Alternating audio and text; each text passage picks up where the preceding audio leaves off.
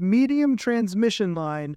Transmission lines which are roughly between 80 kilometers to 240 kilometers long and with voltage between 20 kV to 100 kV are classified as medium transmission line.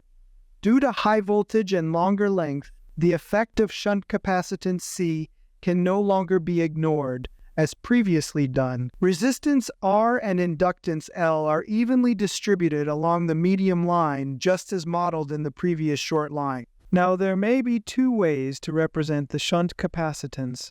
Half of the total capacitance is lumped at both ends of equivalent model in the nominal pi modeling of medium transmission line, or the capacitance may be lumped at the center of medium transmission line. In the T model,